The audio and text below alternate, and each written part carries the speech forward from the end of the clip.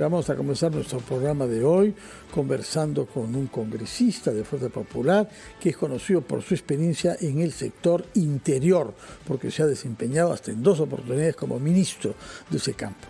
Y el tema específico con el que queremos comenzar hablando con él es la situación del mercado negro de armas en el Perú e incluso el mercado que se pretende legal, es decir, el autorizado por SUCAMEC, que va a dar a manos de la criminalidad que, como sabemos, ha aumentado notablemente su uso de armas de fuego, incluidas armas potentes, no solamente pistolas y revólveres, durante los últimos años, hasta el punto de que se habla de la salida del Perú hacia el Ecuador, en particular, de armas peruanas.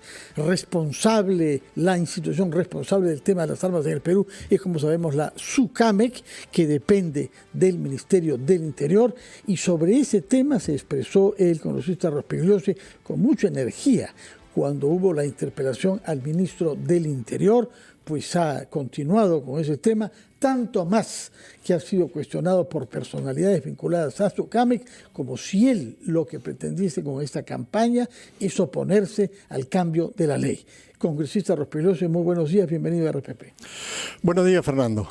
¿Qué es lo que ha sucedido? ¿Desde cuándo tenemos este problema que nos damos de pronto con que haya a la disposición de criminales peligrosos armas de fuego en nuestro país en mucho mayor cantidad que lo que veíamos hace unos años? Bueno, la violencia ha aumentado con la llegada de delincuentes extranjeros, de decenas de miles de delincuentes extranjeros que traían ya esa característica de su país, desde Venezuela, que es un país muy violento y que tenía la tasa de homicidios más alta de Sudamérica.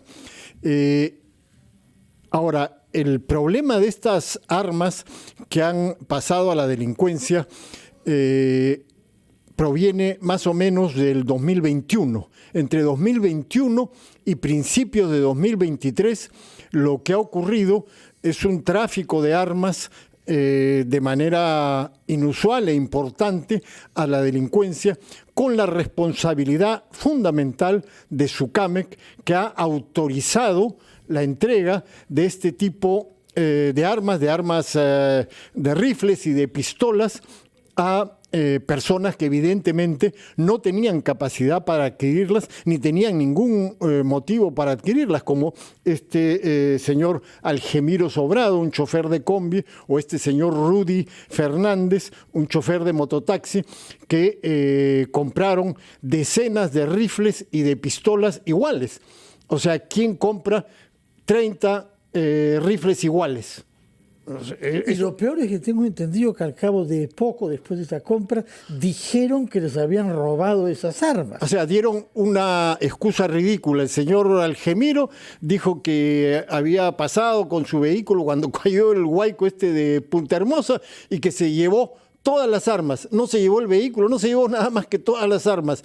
Y este señor Rudy dice que todas sus armas, que eran unas 70 más o menos, las puso en una caja. Cosa que es imposible porque eran rifles de pistola, no entran. Bueno, pero dice que las puso en una caja y las subió a un taxi. Y antes de que él se subiera al taxi, el taxi se fue con todas sus armas y él ni siquiera tomó la placa. O sea, son excusas ridículas porque esas armas han ido a la delincuencia.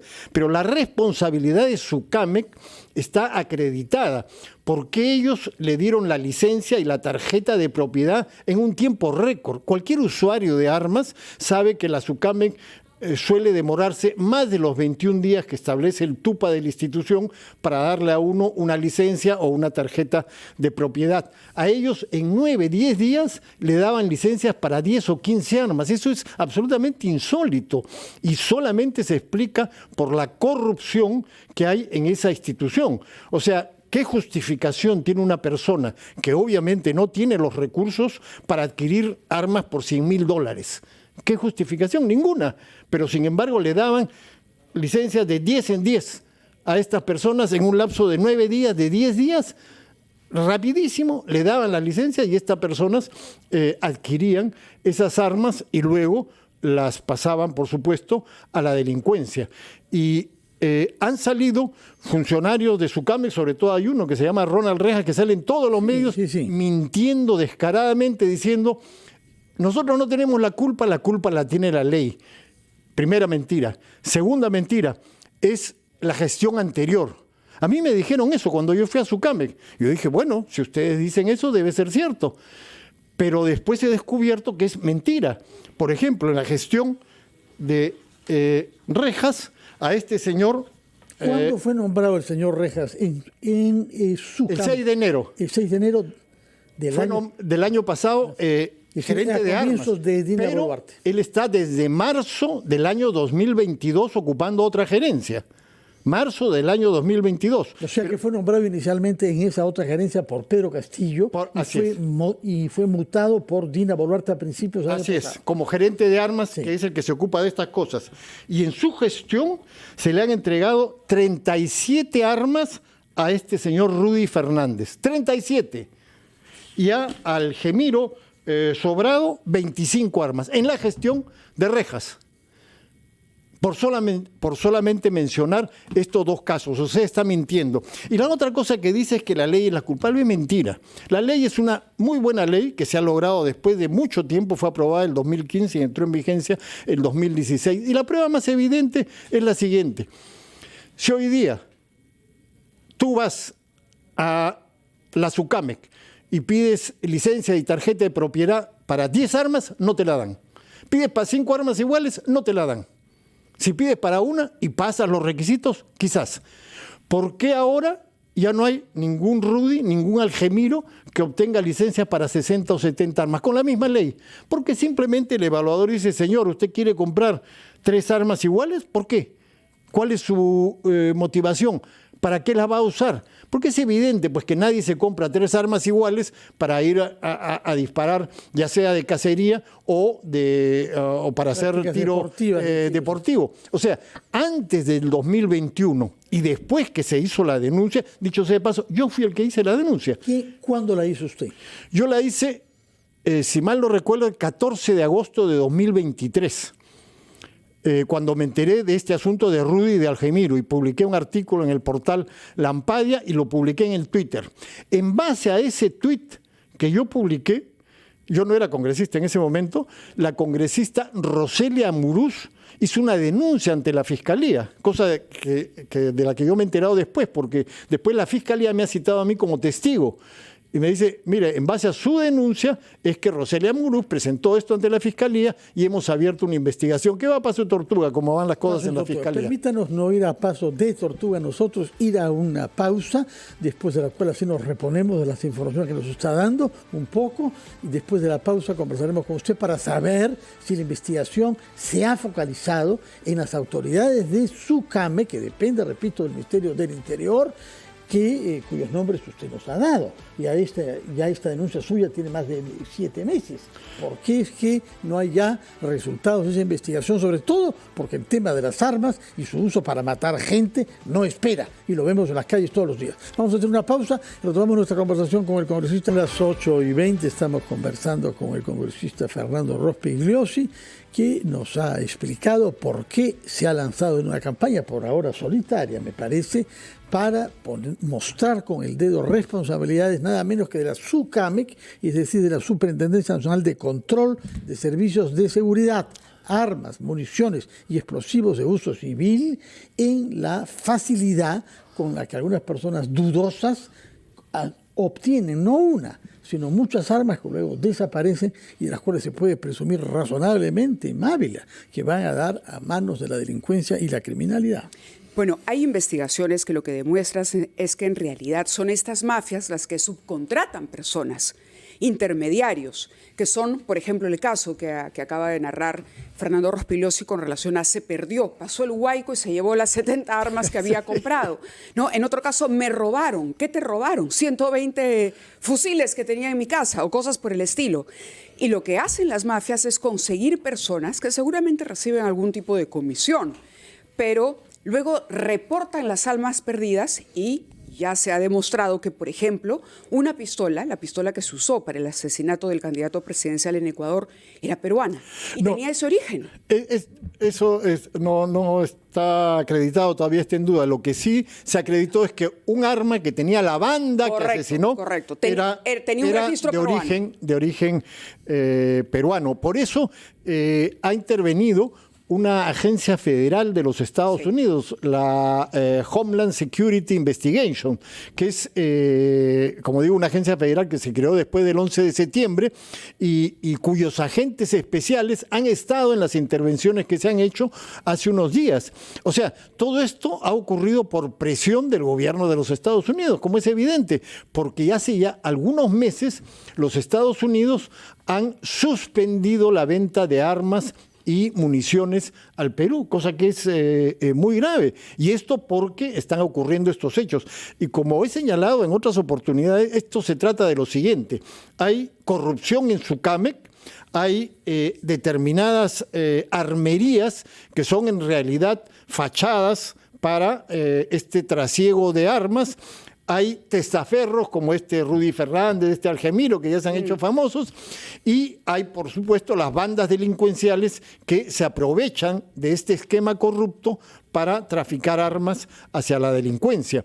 Pero lo que le corresponde al Estado es la SUCAMEC. Por eso yo le demandé el jueves pasado en la interpelación al ministro del Interior que intervenga en SUCAMEC. Esto ya es un escándalo y no puede ser que los funcionarios de SUCAMEC se sigan paseando en todos los medios diciendo nosotros no podemos hacer nada, pobrecitos, estamos atados por la ley, cosa que es mentira, como lo he demostrado muchas veces. Una persona puede tramitar una licencia, eso está bien, pero la licencia no debería permitir que uno compre 70 armas. No, por supuesto, pero no, hay que declarar todas las armas que uno tiene y uno no tiene para su seguridad personal, en el mejor de los casos, 70 armas. No, en este caso las compran para caza o para tiro deportivo, pero nadie se compra 10 fusiles iguales para hacer tiro deportivo. Además, es evidente que una persona tiene que tener los recursos económicos. El tiro deportivo o la caza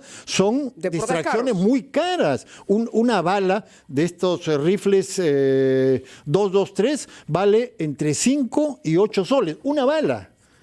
Depende de qué marca compres tú. Entonces, tú te vas un fin de semana, te gastas 100 balas y te está gastando un montón de plata. Como un chofer de combi o un chofer de mototaxi pueden acreditar que tienen miles de dólares para comprarse estas armas y miles de dólares para realizar estas actividades. ¿Cuáles son las justificaciones que da SUCAMEC? Porque, hay un caso concreto que usted cita en el proyecto. 3 dudosas empresas autorizadas por SUCAMEC trajeron 1.919 de esas armas.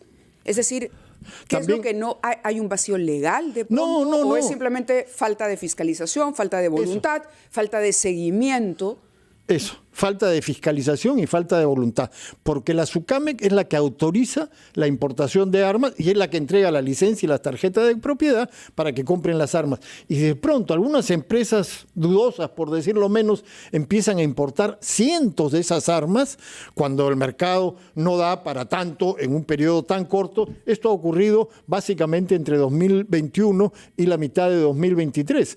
Entonces, si empiezan a importar cientos de estas armas, hay que preguntarse por qué. Pero la SUCAMEC dice, no, yo no sé nada, yo miro al techo, yo estoy ciego, sordo y mudo. No es así, pues. Y la otra tienen que cosa darse es que cuenta que eso está ocurriendo. Y que el problema es la ley. Yo recuerdo que acá entrevistamos el año pasado, septiembre, me parece, al señor Rejas, y nos dijo que la ley 3299 prohíbe limitar el número de armas que se venden a cada persona. Mentira. Hay que cambiar la ley. Y le reprochan incluso a usted el querer oponerse a que esa ley sea modificada.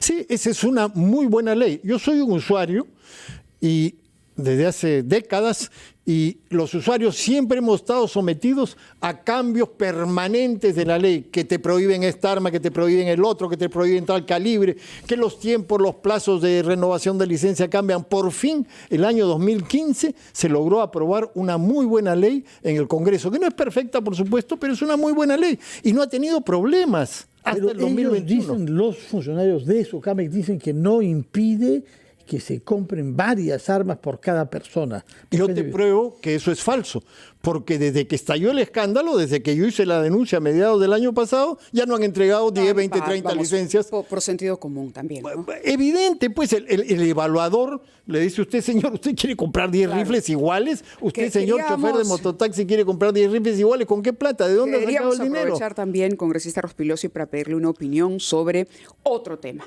que no tiene que ver con armas, sino con relojes. en este caso. La Fiscalía de la Nación el día de ayer anunció que abre diligencias preliminares contra la presidenta Dina Boluarte por la presunta comisión del delito de enriquecimiento ilícito y omisión de consignar declaración en documentos por el uso de relojes de la marca Rolex. Todo esto tiene que ver con la polémica suscitada a raíz de información periodística que dio cuenta del reloj o los relojes, porque entiendo que por lo menos son 3, por lo menos verificados son 3, por un monto valorizados en 84.000 soles. La presidenta, cuando se le preguntó por esto, dijo son de antaño, ¿no? Pero cuando se consulta a los especialistas dicen ese modelo no calza en lo que podemos definir como un reloj de antaño. Son, algunos después del año 2000, otros 2020 inclusive, modelos recientes, y por lo tanto, dado el valor de los relojes, tendrían que haber sido declarados por la mandataria, tomando en cuenta que un Rolex con estas características es probablemente mucho más caro que un vehículo, ¿no? Y por lo tanto, ya constituye un bien a declarar. Así es. Los funcionarios públicos, la presidenta Boluarte, sin duda, entre ellos, tiene que declarar bienes valiosos. Entonces, en este caso, si se trata de relojes que exceden, me parece que es 2 unidades tributarias, o sea, 10.000 soles, que exceden los 10.000 soles, cosa que evidentemente cualquier Rolex excede, entonces debería haberlo declarado entre los bienes que necesitan ser incluidos en ese documento. Si no lo ha hecho, entonces está en un problema. Ahora, nuevamente sabemos, como ya hemos discutido con los últimos presidentes, que la señora Boluarte no puede ser acusada durante su mandato, pero sí puede ser investigada. Entonces, si la Fiscalía ha abierto una indagación al respecto, bueno, la señora tendrá que responder y demostrar lo que ha dicho, que ella con su sueldo de RENIEC se lo compró. Claro, correcto, cosa que tampoco calza, como hablábamos con las armas, cuando uno compara los ingresos o el costo del producto que se vende y en este caso se compra. Ahora, el presidente del Consejo de Ministros, el señor Adriancén, ha dicho que él ya no se va a referir al tema porque esto es un asunto de índole personal. La investigación de la Fiscalía lo desmentiría, no es un asunto personal de la presidenta, en tanto funcionaria pública. No es un asunto personal, sin duda, pero por lo que entiendo, el señor Adriancén está tratando de no meterse en ese asunto, obviamente, o sea, no asumir la responsabilidad de lo que ha hecho la señora Boluarte, ¿no? Claramente está diciéndole, señora Boluarte, responde usted por sus problemas y no involucra a mí en ellos, ¿no? Sobre todo teniendo en cuenta que se va a presentar en el Congreso el día 3 de abril para que hoy se reúne de investidura. Con la bancada de lo que usted forma parte, porque creo que el ciclo de diálogos comienza hoy con Fuerza Popular, temprano esta mañana. Quería preguntarle si se han puesto de acuerdo, qué es lo que le van a plantear ustedes, congresistas de Fuerza Popular, al señor Adriancén. Bueno, no, en realidad va a ir el vocero, van a ir unas pocas personas. Estamos en semana de representación y la mayoría de congresistas de la bancada viajaba afuera, así que no ha habido oportunidad de reunirnos. Pero supongo que ya informará el vocero sobre el resultado de la reunión con el presidente del Consejo de Ministros, ¿no? ¿Qué es lo que le quisiera decir si es que asistiese, que veo que no es el caso, a esta reunión?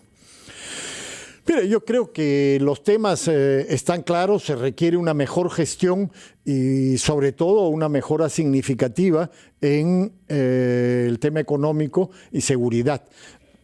Creo personalmente que en el último tiempo han habido cambios positivos en la Cancillería, Javier González Olachea, en Economía, el señor José Arista, en el Ministerio de Energía y Minas, el señor Rómulo. Muchos son cambios positivos y espero que sigan habiendo más cambios en el gabinete, de tal manera que podamos tener una gestión más eficiente, que es lo único que puede mejorar la situación del país, de los peruanos y también del gobierno. En lo particular, sobre la moción de censura que dicen se ha enfriado en contra del ministro del Interior, ¿cuál es su opinión?